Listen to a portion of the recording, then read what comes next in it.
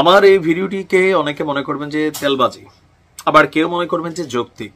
But আমি একটা জিনিসে বিশ্বাসী যে শত্রুতার জবাব যতক্ষণ শত্রুতা দেওয়া হবে ততক্ষণ একটা দেশ রাষ্ট্র স্থিতিশীল হতে পারে না।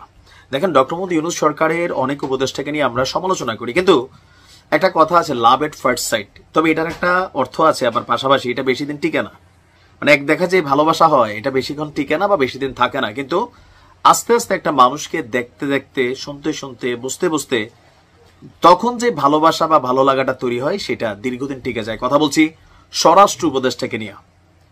আমি বাংলাদেশের যতগুলো উপদেষ্টা আছে এই মুহূর্তে, আমি তেমন একদম সাদামাটা, একদম লোকাল ল্যাঙ্গুয়েজ, আবে হালায় আমগো তুমগো কয়ালছেন, মানে পুরান ঢাকার যে ট্রেডিশনটা, এটার ম্যাক্সিমামই তিনি ধারণ করেন।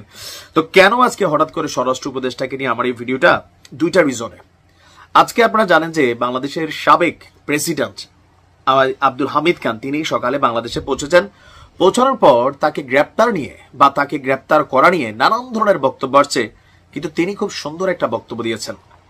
আর এর পাশাপাশি কুরবানির সময় ওনার একটা বক্তব্য আমার কাছে ভালো লাগছে, যে উনি যে কুরবানি দিচ্ছেন, এই কুরবানিটা তিনি ভাগে দিচ্ছেন, এক আনা, তাও 90,000 বা সামথিং টাকা দিয়া। আবার একটা প্যারেড অনুষ্ঠানে গিয়ে একজন পুলিশ কনস্টেবলের সাথে তার যে কথোপকথনের বিষয়গুলা তিনি যেভাবে কথা বলছেন, আমার কাছে মনে হয়েছে যে উপদেষ্টাদের মধ্যে নিরহংকারী যদি শব্দটা আমরা যোগ করতে চাই, সেটা হচ্ছে স্বরাষ্ট্র উপদেষ্টার। এমনকি সারা বাংলাদেশের বিভিন্ন জায়গায় তিনি চষে বেড়াচ্ছেন। এই ক্ষমতাটা সবসময়ের জন্য না, হয়তো অল্প কয়েকদিন পর নির্বাচন হবে, অনেক উপদেষ্টা হারাই যাবে, কিন্তু যে ভালো মানুষ তার কথাটা ভালোই বলতে হবে। তবে ওনাকে দেখা বোঝারই উপায় নাই ওনার ব্যাকগ্রাউন্ডটা কি। সকলেই জানি আমরা যে তিনি একজন অবসরপ্রাপ্ত সেনা কর্মকর্তা। বাংলাদেশ সেনাবাহিনী থেকে 3 তারকা লেফটেন্যান্ট জেনারেল হিসেবে তিনি অবসর গ্রহণ করেছিলেন। ইভেন ভারতের বর্ডার সিকিউরিটি ফোর্সের সাথে সংঘর্ষের সময় বাংলাদেশ রাইফেলসের, মানে বর্তমান বিজিবির তিনি প্রধানও ছিলেন। আর তার ব্যক্তি জীবনে আমরা এখানে লম্বা চূড়া সফর দেখছি। জন্ম হচ্ছেন মুন্সিগঞ্জের, ওই যে একটু ভাষা এলাকার আছেই। আর সন্তান, 2 সন্তানের জনক, প্রাক্তন শিক্ষার্থী, বাংলাদেশ মিলিটারি একাডেমি, আর বাংলাদেশ সেনাবাহিনীর সাবেক প্রিন্সিপাল স্টাফ অফিসারও ছিলেন, এবং একসময় তাকে কোয়ার্টার মাস্টার জেনারেল পদেও উন্নীত করা হয়। রাষ্ট্রপতির বাসভবন বঙ্গভবনে গিয়ে বাংলাদেশের রাষ্ট্রপতিকে জরুরি অবস্থা ঘোষণা করার কৃতিত্ব তাকে দেওয়া হয়, যে ঘটনার 2007 সালে সামরিক বাহিনীকে ক্ষমতায় আসে। কর্মজীবন লম্বা চূড়া, অনেকগুলা জাতিসংঘের সামরিক পর্যবেক্ষক, স্টাফ হিসাবে 3টি ভিন্ন জাতিসংঘ মিশনে কাজ করেছেন। আর বিডিআর বিদ্রোহ 25শে ফেব্রুয়ারি 2009 সালের বিডিআর বিদ্রোহে তার উত্তরাধিকারী মেজর জেনারেল শাকিল আহমেদ এবং তার স্ত্রী নাজদিন হোসেন শাকিল শহীদ হয়েছেন। এখানে অনেক কিছু আছে, যাই হোক।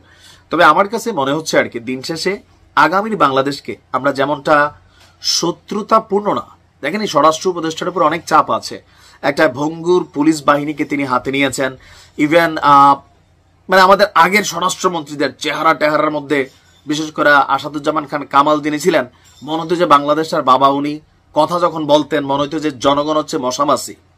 বাট বর্তমান স্বরাষ্ট্র উপদেষ্টার হাসিমা খামুক, লোকাল ল্যাঙ্গুয়েজ, অথবা সাংবাদিকদের সাথে যেমনি তিনি যে কথা বলেন, বা বিভিন্ন সময় ওনার বক্তব্যগুলোকে অনেকে মনে করেন যে আরেকটু দায়িত্বশীল হওয়া দরকার, আরেকটু না। বাট আমার কাছে মনে হয়েছে সামহাও এটা পজিটিভ পার্সন। বিশেষ করে ওনার ভিডিওগুলো যদি আপনি দেখেন, বিভিন্ন সময় যে আমরা ক্যামেরাতে ধারণ করা ভিডিওগুলো দেখি, সরল স্বীকারোক্তি বক্তব্য, পেসপোস নাই, অথবা কোনো একটা নিরপেক্ষ সরকার, অন্তর্বর্তী সরকার মানে নিরপেক্ষ সরকার, একজন নিরপেক্ষ সরকার যেভাবে কাজ করা উচিত, স্বরাষ্ট্র উপদেষ্টা হিসাবে তিনি ওইভাবেই কাজ করছেন। তারপরেও মানুষ ভুল ত্রুটির ঊর্ধ্বে না, সবারই দোষগুণ আছে। ওনারা হয়তো 2-4টা কথা হইতে পারে, দোষগুণ থাকতে পারে। দায়িত্বের জায়গাতে অনেক কিছু উনি হয়তো পারতেছেন না, কারণ বাংলাদেশ 13 জায়গা, সোজা মানুষের এখানে জায়গা নাই।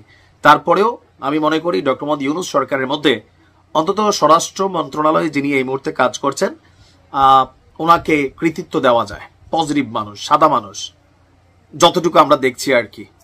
তো ভালো থাকুন, আসসালামু আলাইকুম।